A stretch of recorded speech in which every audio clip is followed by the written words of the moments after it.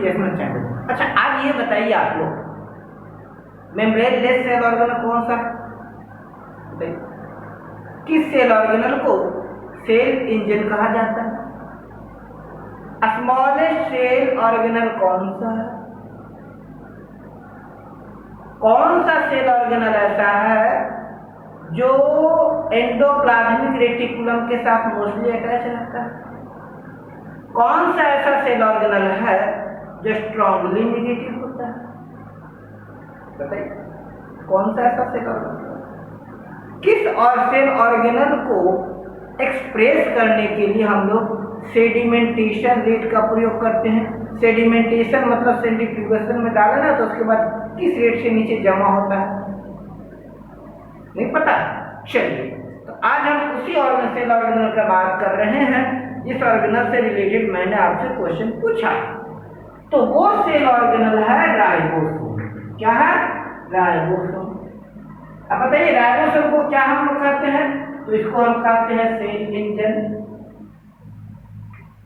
क्या कहते हैं? Cell engine.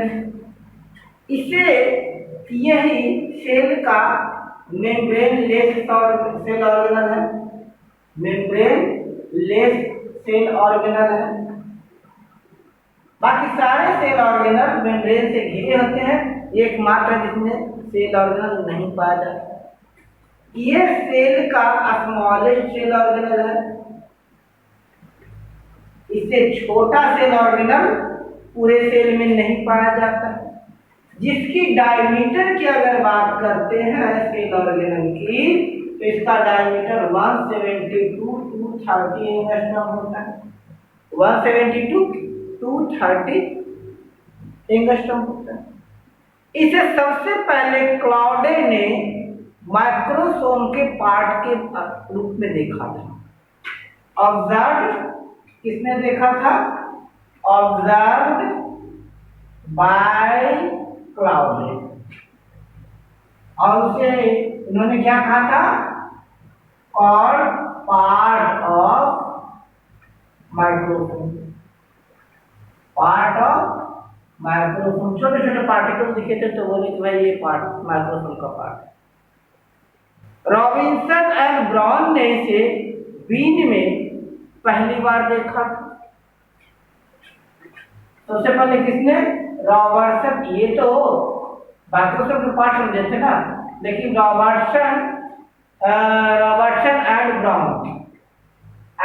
ब्राउन ने इसे बीन में देखा था, फलियों में देखा था, फली के अंदर देखा था इसे। इसके नामकरण का श्रेय क्रेडिट किसे जाता है? पैलाडे को। इसे पैलाडे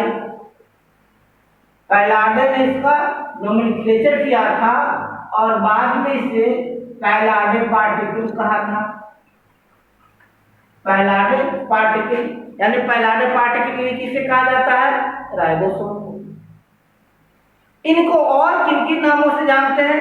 तो इनको कह सकते हैं ऑल्सो कॉल्ड, क्या कहते हैं? Ribo nuclear particle. क्या कहते हैं? Ribo nuclear particle, RNP। या इसे कहते हैं पैलाडे पार्टिकल, PP। पैलाडे पार्टिकल, इसे और क्या कहते हैं? पैलाडे पार्टिकल। और इसे क्या कहते हैं? और पैलाडे ग्रेन्यूल। और क्या कहते हैं? Cell engine. सेल इंजन क्यों कहते हैं? क्योंकि पूरी सेल को संचालित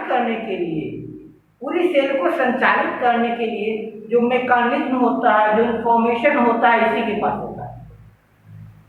इंफॉर्मेशन इसी के पास होता है और इसी के आधार पर पूरी सेल की एक्टिविटी चलती है। ये कहाँ बनता है? तो न्यूक्लियस के न्यूक्लियोलस में बनता है। कहाँ? न्यूक्लियस के न्यूक्लियोलस में बनता है। इन पे काफी सारे इंफॉर्मेशन होते हैं। इसे राइबो न्यूक्लियर पार्टिकल क्यों कहते हैं? क्योंकि ये जो राइबोस एसिड होता है, ये न्यूक्लियोलस में बनता है। ये एलिवेटेड प्लेटफॉर्म यानी सेल के अंदर जो अदर मॉलिक्यूल्स होते हैं उन मॉलिक्यूल्स के इंटरैक्शन के लिए एक एलिवेटेड प्लेटफॉर्म, उभरा हुआ प्लेटफॉर्म, जो स्टेज होता है ना, जैसा स्टेज वैसा एलिवेटेड प्लेटफॉर्म प्रोवाइड कराता है सो दैट प्रोटीन सिंथेसिस के साथ साथ अदर मॉलिक्यूल्स के साथ इंटरैक्ट हो सके या बनाया जा सके। जो राइबोसोम है, राइबोसोम एक एलिवेटेड प्लेटफॉर्म प्रोवाइड कराता है ताकि अदर मॉलिक्यूल प्रोटीन के साथ मिल सके, प्रोटीन सिंथेसिस हो सके। राइबोसोम को ऐसे प्रोटीन फैक्ट्री करते हैं, प्रोटीन सिंथेसिस फैक्ट्री नहीं करते हैं ना, क्योंकि जो आरएनए पर जो कोड आता है उस कोड को डिकोड भी आरएनए करे, राइबोसोम ही करेगा। राइबोसोम उसे डिकोड करेगा, उसकी कोडिंग के अनुसार आगे इंस्ट्रक्शन भेजेगा, प्रोटीन बनाएगा। सबसे कम राइबोसोम ई कोलाई में कितने राइबोसोम पाया जाता है? तो सबसे कम 1 लाख राइबोसोम एक सेल में, 1 लाख राइबोसोम पर सेल। अगर हम बात करते हैं मैमेलियन की, तो मैमेलियन सेल में कितने पाए जाते हैं? Mammalian cell contain 10 million ribosome per cell, बहुत ज्यादा होता है 10 मिलियन पर सेल। इसमें 90% एंडोप्लाज्मिक रेटिकुलम के साथ रहता है, यानी किस रूप में, जो इसको रफ बनाता है, और 10% साइटोप्लाज्म में रहता है, 10% साइटोप्लाज्म में। ये कंपोजिशन है सारे प्रोकैरियोट्स का। लेकिन अगर यूकैरियोट्स की बात करते हैं तो यूकैरियोट्स के 100% फ्री इन साइटोप्लाज्म, ये साइटोप्लाज्म में पाया जाता है, ये साइटोप्लाज्म में पाया जाता है। अब इसको एक्सप्रेस करने के लिए, जैसे हमारे भी कई सारे लेक्चर्स के दौरान आपने सुना होगा, मैंने डिस्कस किया है, मैंने कहा है 80S राइबोसोम, मैंने ये भी कई बार कहा है 70S राइबोसोम। क्या है इसमें? एस क्या है? What is S? What is S? S is called Swedberg unit. S stands for Swedberg unit. या जिसे कह सकते हैं sedimentation coefficient, sedimentation coefficient. Sedimentation समझ रहे हैं ना? सेडिमेंटेशन का मतलब होता है कि लिक्विड में डिसॉल्व सॉलिड पार्टिकल जो उसके पॉट के बॉटम में, तलहटी में जमा हो जाए, दैट इज कॉल्ड सेडिमेंटेशन। किस रेट से जमा होता है वही सेडबर्ग यूनिट कहलाता है। यानी कहा जाता है कि यदि हम सेल को सेंट्रीफ्यूगेशन पंप में घुमा दें, तो सेंट्रीफ्यूगेशन पंप में घुमाने के बाद अगर उसे स्थिर छोड़ देते हैं तो सेडिमेंटेशन यूनिट यानी कहता है आप 10⁻⁻13 सेकेंड में जमा हो जाता है, तो वो कहते हैं, वो कहलाता है उसका सेडिमेंटेशन कोएफिशिएंट। जैसे 80S राइबोसोम मींस ये बॉटम पर 80 × 10⁻⁻30 सेकेंड में जमा होगा। 70S का मतलब 70 × 10⁻30 सेकेंड में जमा होगा, यानी जितनी देर में जमा होगा उसका सेडिमेंटेशन कोएफिशिएंट कहलाएगा। और S का मतलब इसका सेडिमेंटेशन कोएफिशिएंट 80 है, 70S का मतलब इसका सेडिमेंटेशन कोएफिशिएंट 70। आगे हम समझते हैं कि 70S राइबोसोम क्या है, 80S राइबोसोम क्या है, 120S राइबोसोम क्या होगा, 100S राइबोसोम क्या होगा। तो हम इसकी बात करते हैं।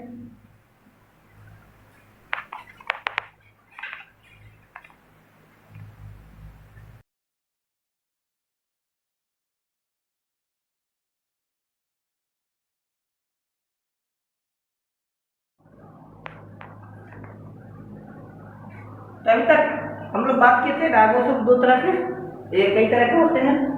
पहले हम बात करेंगे 80S राइबोसोम क्या है, 70S राइबोसोम क्या है, इनमें क्या क्या डिफरेंशिएशन है। जैसा कि हम पहले समझे, एस क्या होता है, सेडिमेंटेशन कोएफिशिएंट, मतलब वो कितनी देर में नीचे पॉट की तली में जमा होता है। तो पहले हम बात करते हैं about 70S ribosome. 70S ribosome क्या होता है?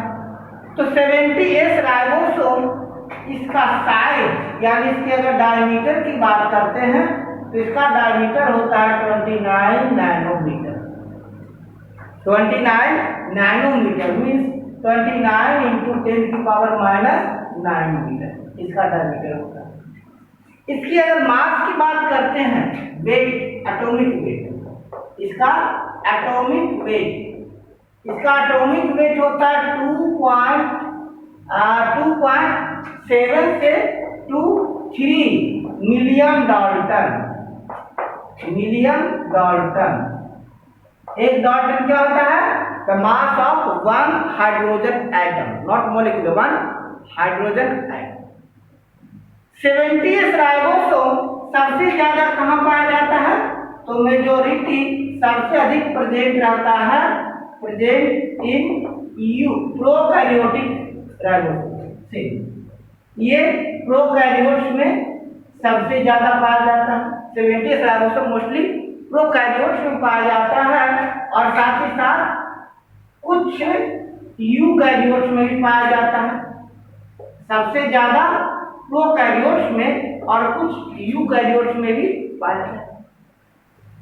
70S राइबोसोम की अगर बात करते हैं तो 70S राइबोसोम ये साइटोप्लाज्म में फ्रीली पाया जाता है। ये 70S राइबोसोम प्रेजेंट क्या है? Freely in cytoplasm, freely in cytoplasm. ये साइटोप्लाज्म में फ्रीली पाया जाता है, खुला हुआ रहता है। मोस्टली किसके साइटोप्लाज्म में? माइटोकॉन्ड्रिया, सेल साइटोप्लाज्म के अतिरिक्त माइटोकॉन्ड्रिया, इसे क्या कहते हैं? Mitochondrial ribosome, chloroplast and prokaryotes, इनके प्रोकैरियोट्स इनके साइटोप्लाज्म में फ्रीली प्रेजेंट है। 70S राइबोसोम की बात करते हैं, दो तरह का सेडिमेंटेशन कोएफिशिएंट राइबोसोम रहता है। पहला 50S राइबोसोम और 30S राइबोसोम। 50S राइबोसोम और 30S राइबोसोम, ये दोनों के दोनों सब यूनिट यानी इस तरह से रहेगा। एक लार्जर सब यूनिट है और एक स्मॉलर सब यूनिट है ना, इस तरह से रहेगा। ऊपर हो गया 50S और 30S, ये जुड़ा हुआ रहेगा किसका? Mg2+ चार्ज के कारण। मैग्नीशियम पार्टिकल से ये दोनों सर्किट आपस में जुड़े हुए रहेंगे। क्लियर?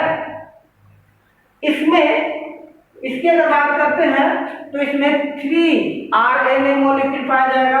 70S में 3 RNA राइबोन्यूक्लिक एसिड का मॉलिक्यूल होगा।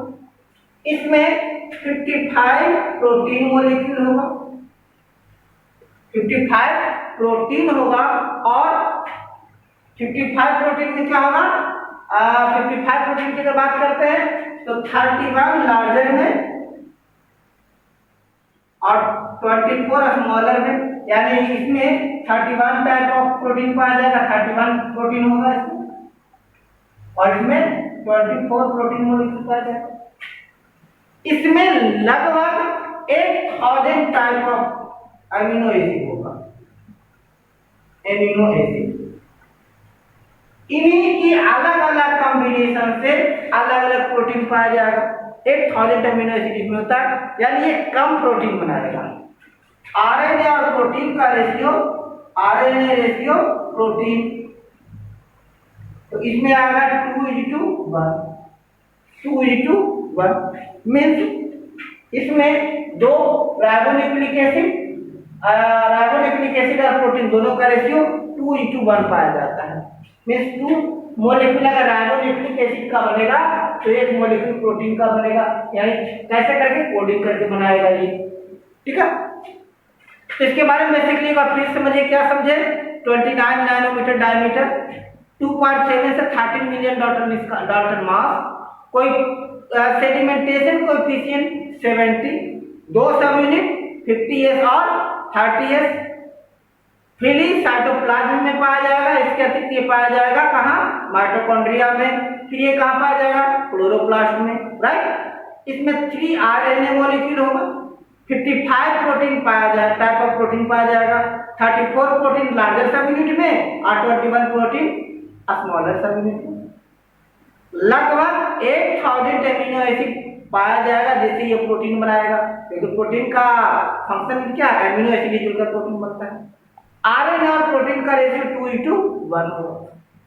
अब बात करते हैं 80S राइबोसोम की।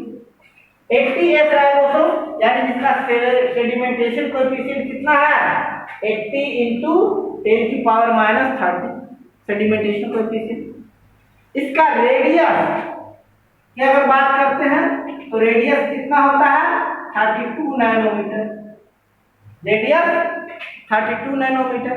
अगर वेट की बात करते हैं, मास, तो मास कितना होगा, 4.5 मिलियन डाल्टन। कितना, 4.5 मिलियन डाल्टन। सेडिमेंटेशन कोएफिशिएंट कितना, सेडिमेंटेशन कोएफिशिएंट, बोलिए कोएफिशिएंट यस 80, सेडिमेंटेशन कोएफिशिएंट 80। सबसे ज्यादा कहां पाया जाएगा, तो फाउंड मेजॉरिटी इन यूकैरियोट्स में। कहां, यूकैरियोट्स में मेजॉरिटी पाया जाएगा। अब ये या तो साइटोप्लाज्म में, यानी इसमें क्या पड़ता है, 10% साइटोप्लाज्म में रहेगा और 90% attached with ER,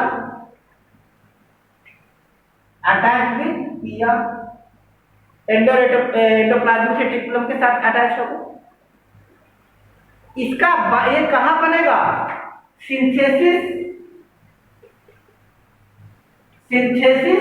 inside nucleolus, nucleus के ये न्यूक्लियोलस में बनेगा। और 70S कहां बनेगा, साइटोप्लाज्म में बनेगा। 70S साइटोप्लाज्म बनेगा, 80S कहां बनेगा, न्यूक्लियोलस में। इसकी दो सब यूनिट है, एक 50S first, 50S and 40S। एक सब यूनिट 50S 40S। 50S वाले में कितने प्रोटीन होंगे, 73 प्रोटीन पाए जाएंगे, ओ सॉरी 40 प्रोटीन पाया जाएंगे। और 40S में 33, टोटल कितने, 73 प्रोटीन होंगे। इसमें 4 RNA मॉलिक्यूल होंगे। RNA मॉलिक्यूल कितने होंगे, 4 RNA मॉलिक्यूल 4। कितने टाइप के एमिनो एसिड पाए जाएंगे, 16,000 types of amino acid are present. और इन्हीं एमिनो एसिड की सहायता से क्या बनाएगा, अलग अलग टाइप का प्रोटीन पाया जाएगा। इसमें RNA और प्रोटीन दोनों का रेशियो 1:1 होगा। RNA और प्रोटीन का रेशियो 1:1 होगा।